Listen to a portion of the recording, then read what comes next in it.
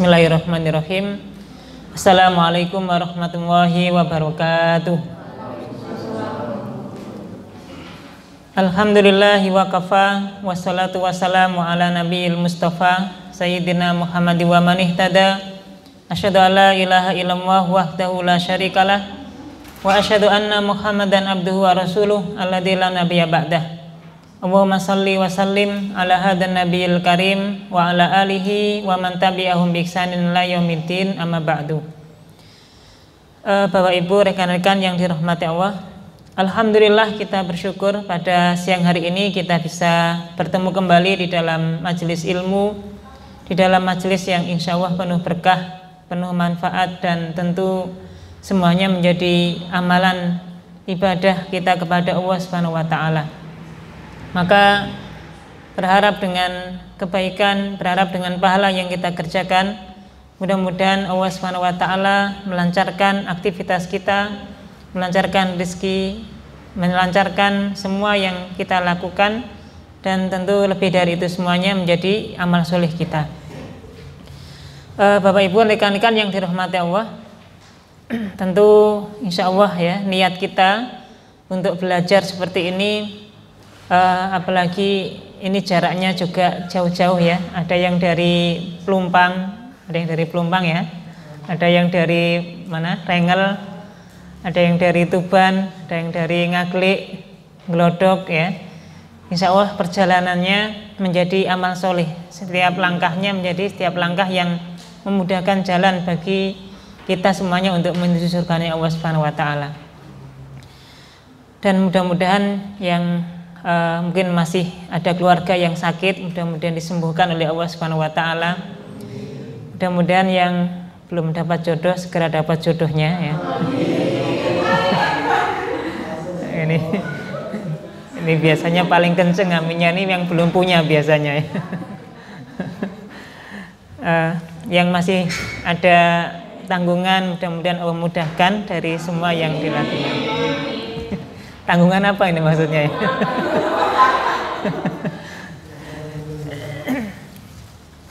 Baik rekan-rekan yang dirahmati Allah, ini baru saja didoakan Mas Rojak baru datang ini ya. Oh, diamin dari dalam. Pada kesempatan siang hari ini kita akan mendiskusikan tema tentang hukum hadiah di dalam perlombaan. Nanti kita akan mendiskusikan dari dalil-dalil yang ada tentang perlombaan apa saja yang dibolehkan. Kemudian ketika kita memberikan hadiah, apa hukum hadiah yang kita berikan di dalam perlombaan tersebut. Tentu ini sangat umum ya di masyarakat kita, adanya perlombaan, adanya satu kompetisi yang kemudian kompetisi itu ada hadiahnya. Orang ikut lomba supaya dapat hadiah. Orang ikut satu pertandingan tujuannya mendapatkan hadiah. Apa hukum hadiah perlombaan, dan nanti kalau sekiranya dibolehkan, lomba seperti apa yang di dalam Islam ditentukan. Maka kita akan pelajari dulu apa yang dimaksud dengan perlombaan. Yang pertama, kata perlombaan di dalam bahasa Arab itu menggunakan kata musabaqah. Musabaqah diambil dari kata as-sabqu, sehingga nanti ada istilahnya musabaqah tilawatil Quran ya, MTQ, atau musabaqah tahfidzul Quran. Musabaqah tilawatil Quran berarti maknanya perlombaan membaca Al-Quran, MTQ ya. Ada suara MTQ di sini dulu?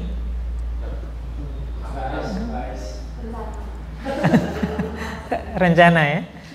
Ya, mungkin pernah dulu di sekolahnya atau di kampus misalnya ya, pernah mewakili ikut lomba tersebut. Jadi kata musabaqah maknanya atau diambil dari kata as-sabqu. Apa makna as-sabqu atau musabaqah ini? Di dalam Kamus Lisanul Arab disebutkan bahwa musabaqah adalah al-qudmah fil jaryi wa fi kulli syai'. Yang disebut dengan musabaqah adalah berusaha untuk lebih dahulu, berusaha untuk lebih cepat, fil jaryi di dalam perlombaan lari, wa fi kulli syai' dan sesuatu hal yang lainnya. Jadi secara bahasa bahwa yang dimaksud dengan musabaqah itu as-sabqu, maknanya adalah ketika seseorang saling beradu cepat, saling berusaha lebih cepat dari yang lain di dalam masalah lari.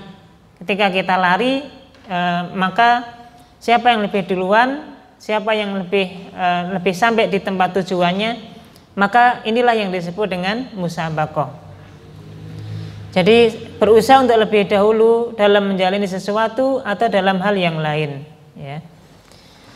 Kemudian di dalam Mulakhas al-Fiqhi disebutkan bahwa al-musabaqah hiya al-mujarah baina hayawanin wa ghairihi. Yang dimaksud dengan musabaqah, perlombaan, adalah mempersaingkan al-mujarah baina hayawan, untuk mempersaingkan larinya sebuah atau seekor hewan wa ghairihi, atau yang lain. Jadi misalnya kita punya hewan, ya, dan kemudian hewan ini kita adu. Di antara hewan yang diperlombakan itu mana yang lebih cepat, inilah yang disebut dengan musabaqah. Misalnya, ya, ada kuda, ada pacuan kuda. Kemudian kita lombakan siapa yang lebih cepat dulu, maka dia yang menjadi pemenang. Kemudian misalnya di Madura, ya, itu ada apa? Di Madura itu namanya karapan sapi. Jadi adu cepat, mana yang lebih kuat, lebih tangguh, ya, secara kekuatan, dialah yang menjadi pemenang. Kalau manuk doro itu kira-kira termasuk ini atau tidak? Yang biasa dipakai cepet-cepetan pakai manuk doro itu loh, ya. Itu kira-kira yang dinilai apa itu manuk doro itu, ya? Kecepatan, kan? Mana yang lebih cepat sampai dengan tujuannya, itulah yang menjadi pemenang. Maka pada dasarnya dalam pengertian ini yang dimaksud dengan musabaqah adalah mempersaingkan larinya hewan atau sesuatu yang lain. Wa kadzalika al-musabaqah bis-siham. Demikian pula yang dimaksud dengan perlombaan itu adalah perlombaan dalam mempersaingkan keahlian di dalam memanah. Jadi kalau misalnya ada lomba memanah, ya, maka siapa yang lebih tepat sasaran, nilainya lebih tinggi, itu tentu yang dikatakan sebagai pemenang. Nah, jadi Bapak Ibu, rekan-rekan yang dirahmati Allah, kalau kita lihat pengertian ini, maka bahwasanya hakikat permainan yang nanti dalam Islam dibolehkan itu dari pengertian ini kan ada dua, ya, bahkan ada tiga nanti. Yang pertama adalah al-jaryu, maknanya adalah lari, lomba lari. Kemudian yang kedua adalah hewan, dan dalam hal ini adalah kuda dan unta. Lomba adu cepat kuda dan unta. Kemudian wa kadzalika al-musabaqah bis-siham. Demikian pula musabaqah atau pertandingan di dalam memanah, lomba memanah. Maka tiga hal ini kalau kita lihat, ya, dari definisi atau makna perlombaan itu mengkerucut di tiga perlombaan yang umumnya disebutkan di dalam buku-buku fikih yang dibolehkan. Nah, inilah hakikat perlombaan. Pada dasarnya adalah seseorang ketika berusaha untuk lebih cepat, untuk lebih dahulu dibandingkan dengan yang lain, inilah yang disebut dengan perlombaan. Kayak kemarin misalnya Agustusan kan banyak, ya, ada lomba panjat pinang, ada lomba apa gitu, ya.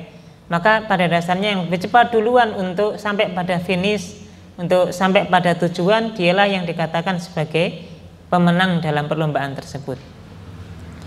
Berikutnya, apa hukum asal perlombaan? Secara umum, kalau ada perlombaan yang lomba itu tidak ada taruhannya dan tidak ada hadiahnya, ya sekedar lomba begitu saja, nggak ada taruhan, nggak ada hadiah, maka hukumnya mubah, hukumnya boleh. Sebagaimana perkara atau kaidah fikih dalam hal masalah fikih atau dalam masalah muamalah secara umum dikatakan bahwa al-aslu fil muamalat al-khillu. Asal muasal dari hukum di dalam muamalat adalah boleh, dibolehkan, ya, al-khillu. Maka kalau ada lomba nggak ada hadiahnya, nggak ada taruhannya, secara hukum asal hukumnya boleh. Ya. Demikian pula ini yang disampaikan oleh Syekhul Islam Ibnu Taimiyah, mengatakan as-sibaq bil khayli war ramyi bin nabli wa nahwihi min alatil harbi mimma amarallahu bihi wa rasulihi mimma yu'ayyinu 'alal jihad fi sabilillah. Bahwasanya perlombaan kuda ya, kemudian waromi melempar. Dulu waktu sekolah pernah belajar apa namanya? lempar lembing ya, lempar cakram, lempar apa lagi? Lempar apa? Ya, pokoknya yang bisa dilempar lah ya. Wabin nabli, nabl maknanya memanah. Min alatil harbi, yang atau yang semisalnya yang masuk dalam kategori alat-alat untuk peperangan. Mimma amarallahu bihi wa rasuli, dan semua yang diperintahkan oleh Allah dan Rasulnya untuk membantu seseorang di dalam persiapan jihad fisabilillah. Maka menurut Syekhul Islam Ibnu Taimiyah, jadi hakikat perlombaan itu adalah perlombaan dalam masalah kuda ya, lari adu cepat tentang kekuatan kuda, pacuan kuda. Kemudian melempar, ya lempar lembing, lempar apalah gitu ya, tombak dan seterusnya, termasuk memanah ya. Dan nanti dikiaskan dengan alat-alat yang digunakan sebagai sarana untuk peperangan, maka inilah hakikat perlombaan yang dibolehkan di dalam Islam. Maka sekali lagi hukum asal dari perlombaan itu boleh selama tidak ada taruhan dan selama tidak ada hadiahnya. Nah sekarang kira-kira perlombaan itu diadakan kalau tidak ada hadiahnya, kira-kira ada yang ikut atau tidak? Nggak ada. Ikut lomba itu supaya menang dapat hadiah gitu ya. Padahal kalau ada hadiahnya itu justru tidak boleh secara hukum. Nah demikian pula ini yang disampaikan ya dari sahabat Uqbah bin Amir radhiyallahu anhu, sami'tu Rasulullah sallallahu alaihi wasallam wa huwa 'alal mimbar. Kata sahabat Uqbah bin Amir, saya pernah mendengar Nabi sallallahu alaihi wasallam bersabda dan beliau di atas mimbarnya. Apa yang disampaikan Nabi? Wa'idtu lahum mastata'tum min quwwah. Dan hendaklah kalian mempersiapkan diri kalian dengan kekuatan. Kemudian Nabi mengatakan, apa yang dimaksud dengan kekuatan? Ala innal quwwata aromyu. Ala innal quwwata aromyu. Nabi mengulangi sampai 3 kali. Sesungguhnya kekuatan itu adalah kemampuan kalian di dalam menembak atau memanah. Jadi ini menjadi dasar bahwa memanah ya atau melempar tadi itu atau menembak sesuatu kalau dilombakan ya dari jenis itu maka hukumnya boleh. Nah, di antara dalil yang lain yang menjadi dasar bahwa lomba itu hukumnya boleh secara hukum asalnya adalah apa yang pernah dilakukan oleh Nabi Shallallahu Alaihi Wasallam dengan Aisyah radhiyallahu anha. Aisyah radhiyallahu anha pernah berkata, sabaqani Rasulullah Shallallahu Alaihi Wasallam, fasabaqtuhu hatta idza rohiqana al-lahmu, sabaqani fasabaqani faqala hadhihi bitiki. Inilah yang disampaikan Aisyah menceritakan dulu Nabi itu waktu menikah dengan Aisyah radhiyallahu anha. Tentu Nabi waktu menikah dengan Aisyah, berapa usia Aisyah waktu itu ketika menikah dengan Nabi? Berapa? 6 tahun ya. Betul kata Mas Razak, 6 tahun. Iya. Jadi Aisyah radhiyallahu anha ketika menikah dengan Nabi itu usianya 6 tahun. Kira-kira anak hari ini 6 tahun kelas berapa? 3B ya. Kelas 1 itu usia 7 umumnya ya. Masih TKB. Nah, berarti waktu itu Aisyah waktu usia 6 tahun sampai sudah akad dengan Nabi, mungkin secara fisik ya, mungkin sebesar kita hari ini mungkin ya. Nah, maka nanti ketika Nabi Shallallahu Alaihi Wasallam berakad dengan berakad dengan Aisyah radhiyallahu anha, dalam kondisi beliau belum balik karena masih 6 tahun. Nah, nanti barulah Nabi Shallallahu Alaihi Wasallam satu rumah dengan Aisyah radhiyallahu anha ketika usianya 9 tahun. Aisyah satu rumah dengan Nabi usia 9 tahun. Nah, di antara kebiasaan Nabi Shallallahu Alaihi Wasallam, tentu Nabi sangat dekat dengan Aisyah ya. Bahkan nanti salah satu ungkapan ya Nabi Shallallahu Alaihi Wasallam ketika ditanya, ya Rasulullah, siapa di antara istri Anda ya Rasulullah, siapa yang paling engkau cintai? Kira-kira siapa di antara istri Nabi yang paling dicintai oleh Nabi Shallallahu Alaihi Wasallam? Yang masih hidup. Yang masih hidup adalah Aisyah radhiyallahu anha. Jadi Aisyah lah yang paling dicintai oleh Nabi Shallallahu Alaihi Wasallam, meskipun ya secara kondisi hak masing-masing semuanya ditunaikan dengan adil.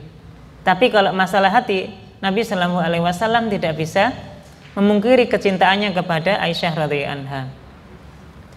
Nah, maka nanti Aisyah ini selain juga yang paling muda, kemudian tentu sangat cerdas ya Aisyah radhiyallahu anha ini. Maka diantara yang sering dilakukan oleh Nabi adalah sering bermain dengan Aisyah. Sering bermain dengan Aisyah. Salah satunya adalah Nabi Shallallahu Alaihi Wasallam pernah lomba lari dengan Aisyah radhiyallahu anha. Ya, ini yang sudah menikah sudah pernah diajak lomba lari sama pasangannya.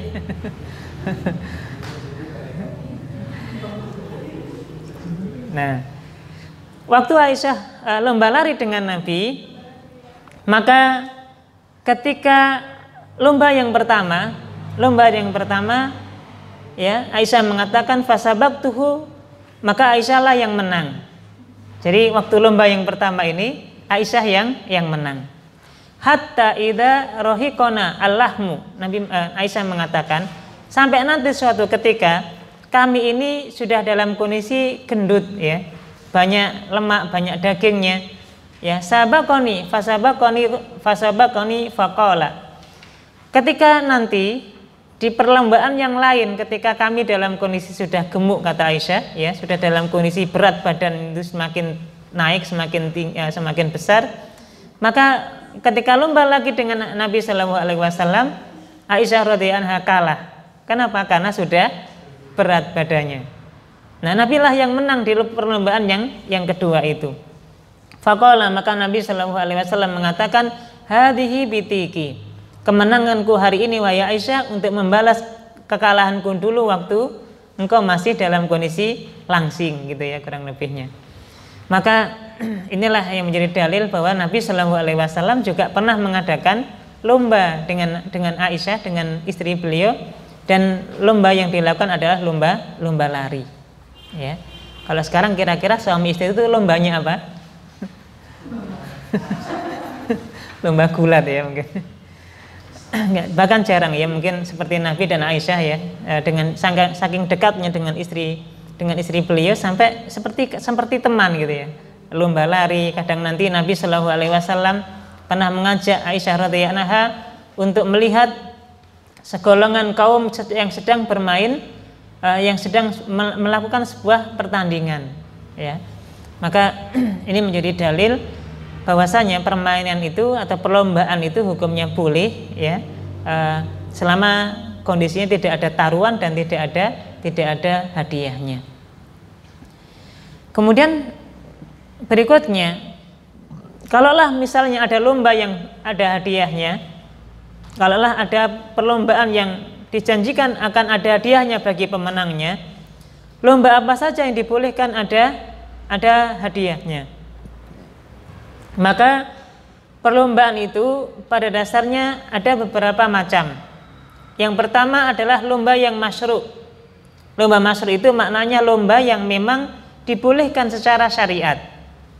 Maka kalau ada lomba yang dibolehkan, lomba yang secara masyru' itu kemudian diperlombakan ya, dikompetisikan gitu, maka menerima hadiahnya hukumnya boleh. Sebagaimana dalil ya dari Abu Hurairah radhiyallahu anhu bahwasanya Rasulullah sallallahu alaihi wasallam bersabda, la sabaqa illa fi naslin au khuffin au khafirin. Tidak ada perlombaan yang boleh menerima hadiah yang menang kecuali lomba memanah, illa fi naslin, kecuali lomba memanah, au khuffin atau lomba berkuda, au khafirin atau menunggang unta. Jadi kalau ada lomba dari 3 jenis ini, yang pertama lomba memanah, yang kedua lomba pacuan kuda, lomba berkuda, dan yang ketiganya adalah lomba menunggang unta, balapan unta, maka 3 lomba ini saja menurut riwayat hadis ini yang boleh ada hadiahnya. Nah, kira-kira ada nggak lomba 3 ini di masyarakat kita ya? Nggak ada ya. Jadi dalam hadis ini yang dibolehkan untuk menerima hadiah pemenangnya jika ada perlombaan itu hanya dari 3 jenis lomba ini saja. Lomba memanah, lomba pacuan kuda, dan lomba balapan unta. Ya, lomba balapan unta. Nah, di dalam penjelasan yang lain, misalnya Ibnu Abidin ya, beliau pernah mengatakan la tajuzu al-musabaqah bi'iwadin illa fi hadil ajnas as-salasah. Tidak dibolehkan perlombaan itu mendapatkan hadiah, tidak boleh ada lomba yang mendapatkan hadiah pemenangnya illa fi hadil ajnas as-salasah, kecuali diberikan untuk 3 jenis lomba ini saja. Lomba apa saja tadi? Lomba memanah, kemudian lomba pacuan kuda, lomba ketiganya ada lomba menunggang unta. Nah, kalau lomba balapan sapi kira-kira masuk nggak? Nggak ada ya, nggak masuk di sini. Jadi hanya 3 lomba ini saja yang dibolehkan ada hadiah. Nah, sekarang dari 3 lomba tadi, lomba memanah, lomba pacuan kuda, lomba pacuan unta, apakah bisa dikiaskan dengan lomba yang lain yang maknanya dibolehkan nanti dengan hadiah yang akan didapatkannya? Maka di dalam mazhab Imam Malik dan Imam Ahmad bin Hambal, mazhab Hambali mengatakan bahwa tidak bisa dikiaskan dengan 3 lomba yang masyru'. Maknanya Nabi hanya mengatakan 3 lomba itu saja. Berarti lomba-lomba yang lain, kalaulah ada perlombaan yang diperlombakan gitu ya, maka tidak boleh mendapatkan hadiah, karena tidak termasuk 3 lomba tadi. Sehingga ketika ada perlombaan dari 3 lomba itu, menurut mazhab Imam Malik dan mazhab Imam Ahmad bin Hambal, tidak boleh menerima hadiah. Maka kemarin ketika ada panjat pinang, itu misalnya ya, kalau ada sampai naik ke atas, berarti ya, dapat hadiahnya itu boleh nggak diambil? Ya nggak boleh menurut mazhab Imam Malik dan Imam Hambali. Ya, medun meneh wae gak ngantuk. Nggak mendapatkan hadiahnya gitu. Kenapa? Karena yang dibolehkan hanya 3 lomba saja. Nah, tetapi pendapat mazhab Imam Malik dan mazhab mazhab Hambali ini ditanggapi oleh para ahli ilmu bahwa hadis Nabi Shallallahu Alaihi Wasallam yang membolehkan lomba mendapatkan hadiah yang 3 jenisnya tadi tidak bermakna hanya 3 lomba itu saja. Jadi maknanya bukan hanya pembatasan 3 lomba itu saja. Tapi yang dimaksud dengan hadis Nabi tadi maknanya adalah sebagai bentuk penguatan yang layak untuk mendapatkan pahala, yang layak untuk mendapatkan hadiah itu 3 jenis lomba tadi.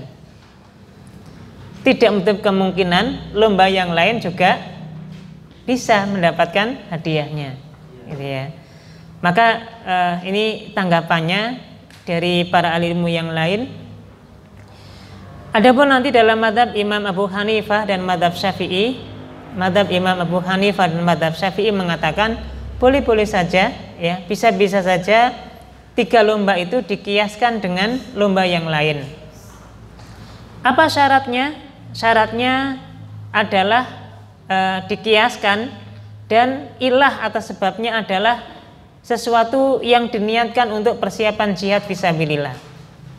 Jadi kalau memang tujuannya lomba itu dalam rangka mempersiapkan diri untuk memperkuat fisiknya, melatih keahlian, melatih skillnya untuk persiapan jihad fisabilillah, maka hukumnya boleh. Maka kalau misalnya tadi ada lomba panjat pinang, ini dalam rangka kita lomba dalam rangka untuk jihad fisabilillah gitu ya misalnya. Itu dapat hadiahnya berarti boleh. Kenapa? Karena bisa dikiaskan dengan 3 lomba tadi menurut mazhab Imam Abu Hanifah dan mazhab Syafi'i. Nah, maka boleh menerima hadiah. Dikiaskan dengan hal ini adalah misalnya lomba baca Quran. lomba hafalan hadis, lomba hafalan Al-Quran ya, maka hukumnya boleh dan bisa atau boleh menerima hadiah, karena sangat mungkin ya ini dipakai untuk persiapan dalam rangka menambah wawasan keilmuan. Misalnya lagi lomba cerdas cermat wawasan keislaman ya, ada cerdas cermat yang materinya yang dilombakan adalah tentang wawasan keislaman, kemudian dapat hadiah piala, dapat hadiah uang ya, maka hukumnya boleh karena dikiaskan dengan lomba-lomba yang tujuannya adalah mempersiapkan diri jihad fisabilillah. Nah, ilmu ini bagian dari persiapan wawasan. Suatu saat kalau dia didebat sama orang kafir, kemudian disanggah segala argumentasi yang diberikannya. Termasuk misalnya penelitian bidang keislaman, boleh ya. Ada misalnya lomba karya tulis, lomba membuat penelitian tentang hukum-hukum keislaman di masyarakat, maka hukumnya boleh dilombakan dan boleh saja menerima hadiah. Nah, ini wallahu alam, dan tentu yang lebih kuat adalah pendapatnya Imam Abu Hanifah dan mazhabnya Imam Syafi'i, yang boleh-boleh saja ya lomba itu dikiaskan dengan lomba yang lain selama tujuannya adalah dalam rangka mempersiapkan diri untuk perang fisabilillah, jihad fisabilillah. Nah, ini yang pertama. Jadi kalau lomba yang pertama tadi, kalau lombanya yang sudah masyru', lomba masyru' itu 3 tadi, lomba memanah, lomba pacuan kuda, sama lomba balapan unta. Ini boleh menerima hadiah. Demikian pula dikiaskan dengan lomba-lomba yang persiapan jihad fisabilillah, maka boleh menerima hadiah. Nah, sekarang jenis lomba yang kedua itu ada lomba yang mubah. Maknanya lomba mubah itu lomba yang memang tidak ada kategorinya dengan itu, tapi juga tidak melanggar syariat. Maka dalam kategori lomba mubah ini bolehkah menerima hadiah? Tentu di sini para ulama sepakat tidak boleh menerima hadiah. Nah, maka perlombaan yang tidak sama dengan 3 lomba itu hukumnya boleh dengan syarat. Jadi tadi kan 3 lomba itu jelas ya, hukumnya boleh menerima hadiah.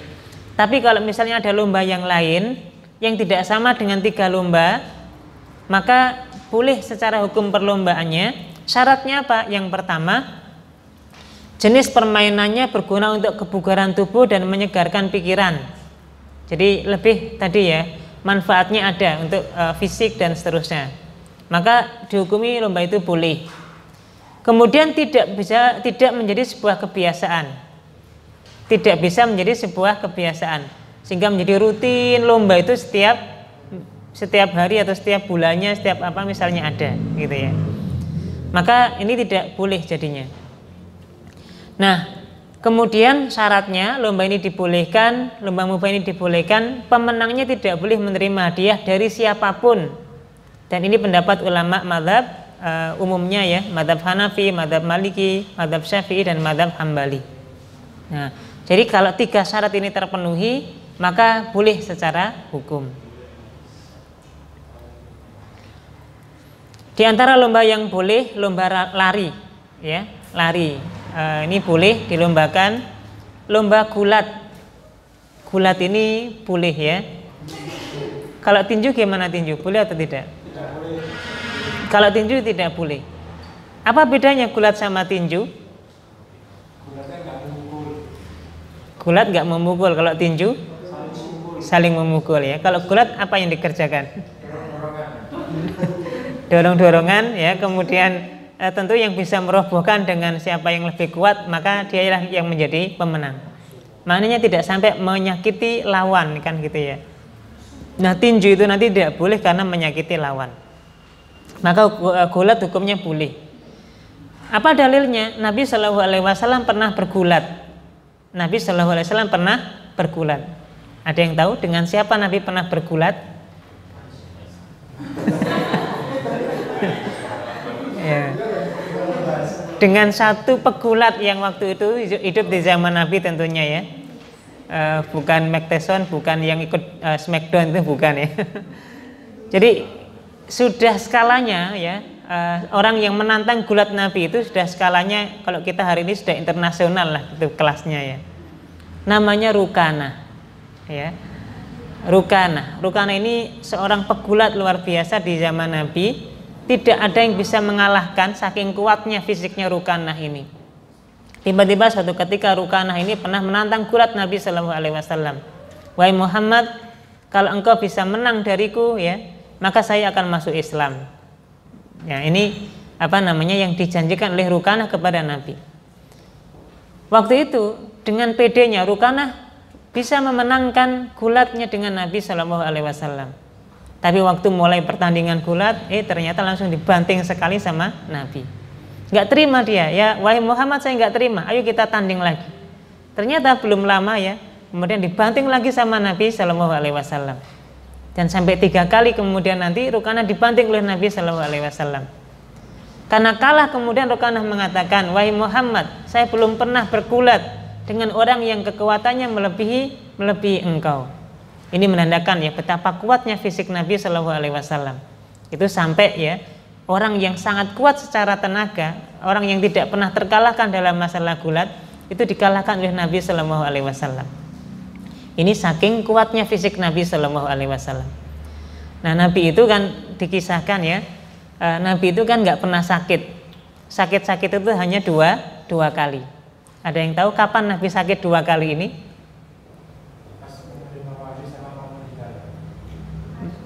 Menerima ya, menerima wahyu sama ya, yang mau meninggalnya benar ya. Yang pas menerima wahyu tentu Nabi tidak sakit.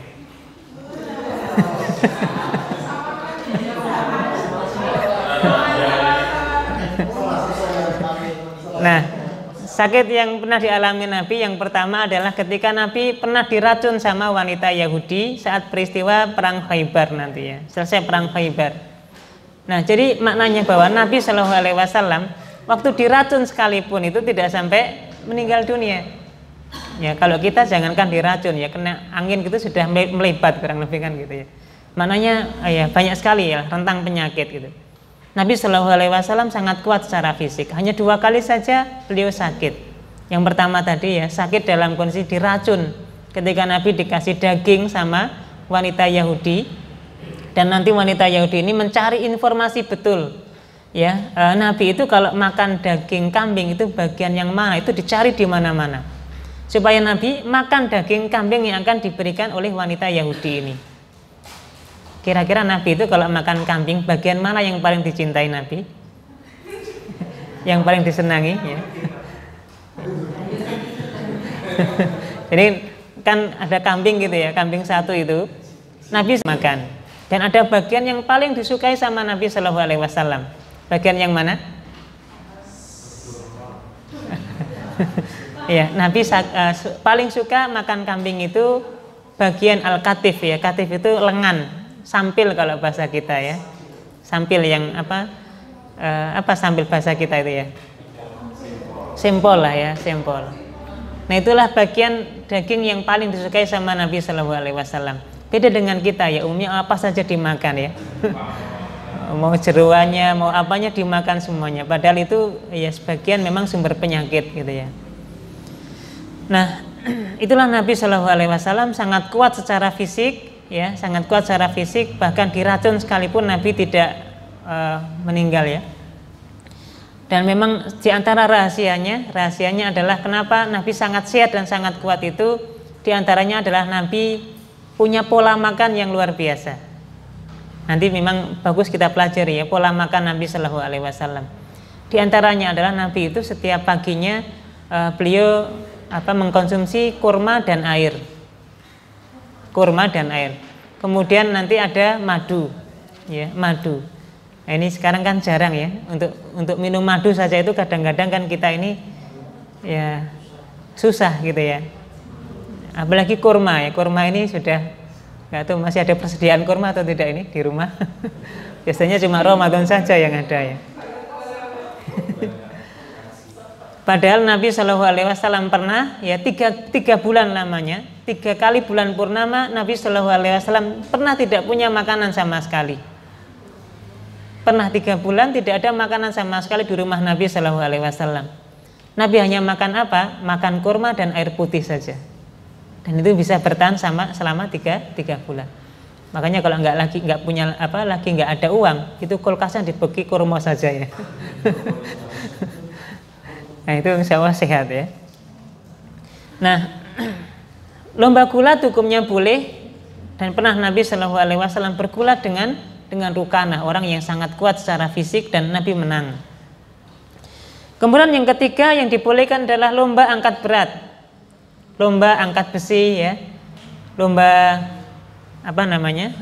lomba ya sesuatu yang berat.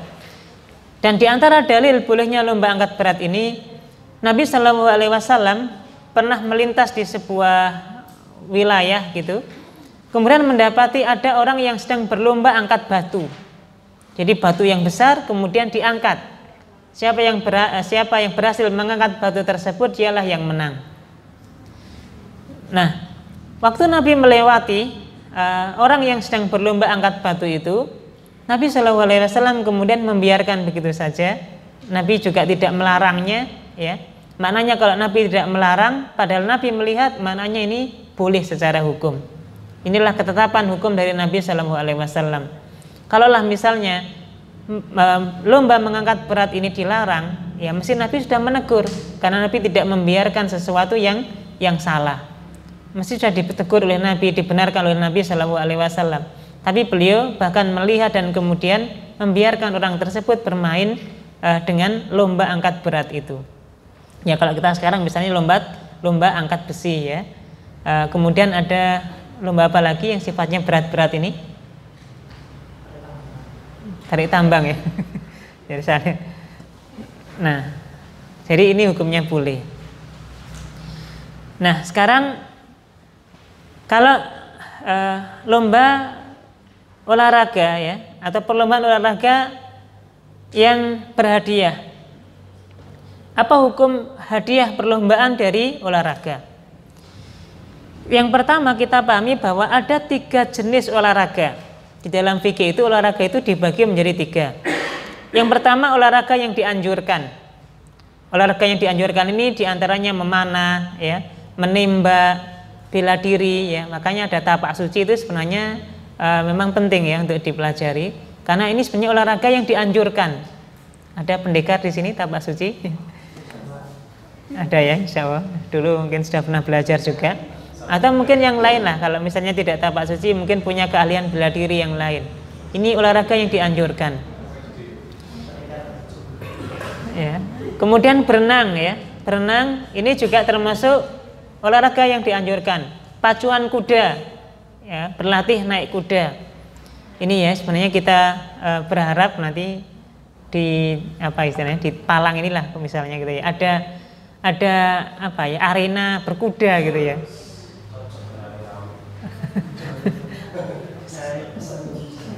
Meskipun juga sekarang sudah ada itu, mulai ada di mana, di pantai yang depannya Asmoro Konti itu sudah mulai ada penyewaan kuda di situ ya.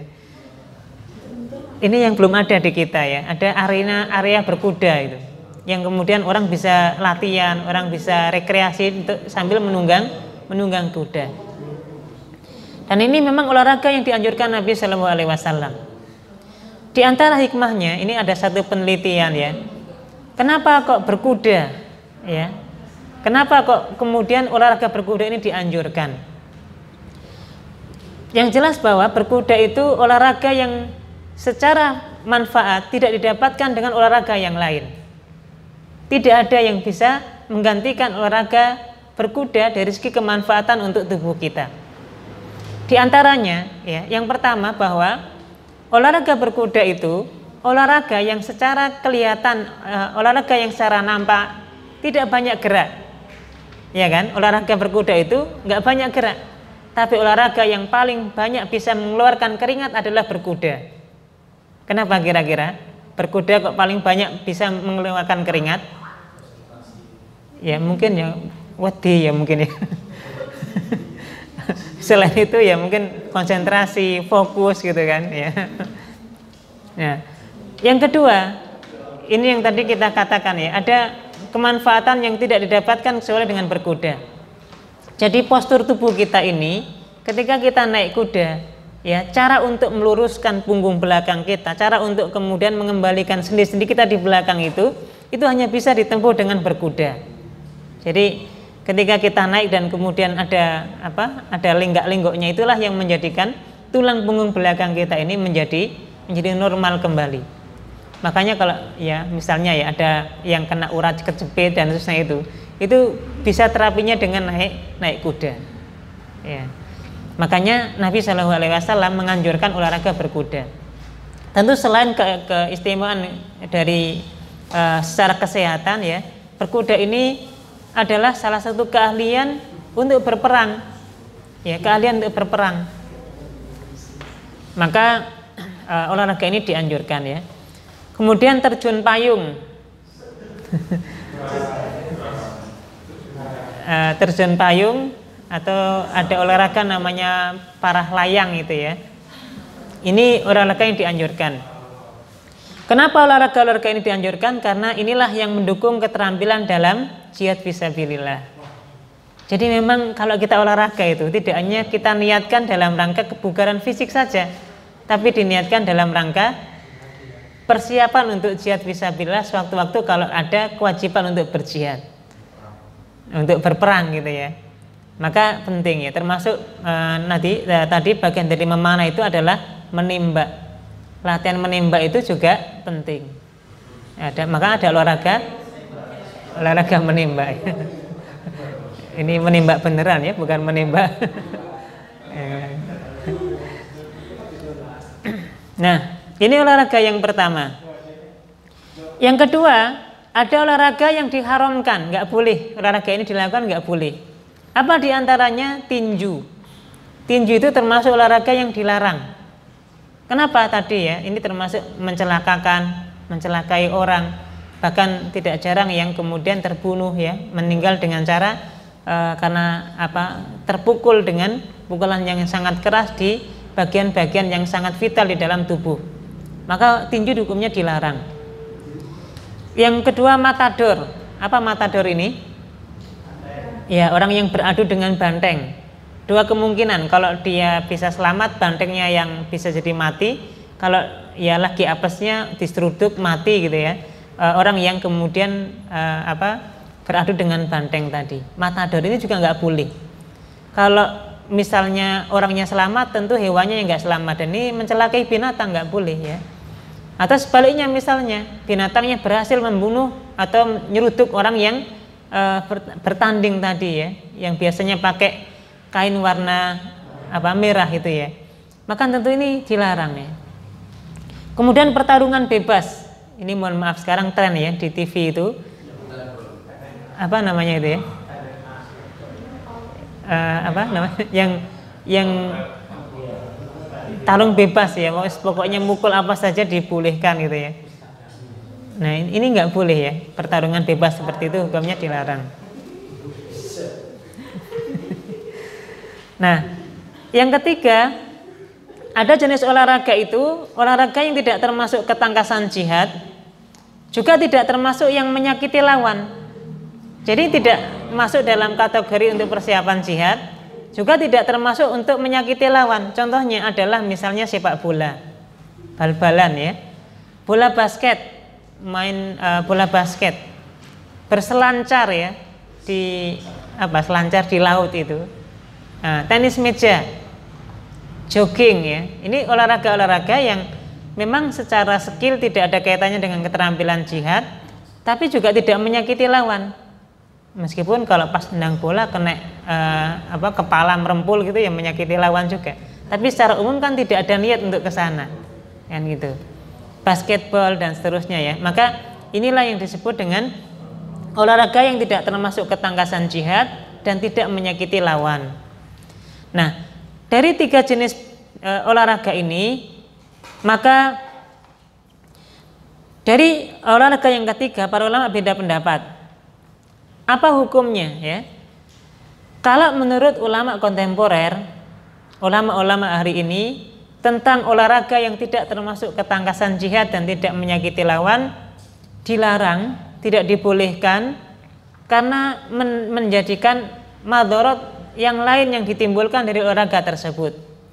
Misalnya sepak bola ya, sepak bola itu lebih banyak madorotnya atau lebih banyak manfaatnya? Ya secara umum kalau kita lihat nanti misalnya gitu ya, mesti ada tawurannya kalau misalnya kalah dan seterusnya. Pemainnya membuka aurat ya. Ada nggak misalnya pemain terus celananya itu pakai training sampai di bawah lutut itu? Umumnya kan di atas lutut ya, umumnya ya secara umum. Kalau ada ya alhamdulillah ya. Ya. Umumnya membuka aurat ya. Kayak misalnya di lomba renang, lomba basketball ya, bola basket. Yang memainkan orang perempuan kan gitu ya. Umumnya membuka aurat. Gitu. Jogging. Ini misalnya Mas Rozak lihat orang lomba jogging, ibu-ibu lomba jogging, yang dilihat yang apa? Ya, mesti pakaiannya nggak menutup aurat kan gitu ya. Nah, maka dalam hal ini para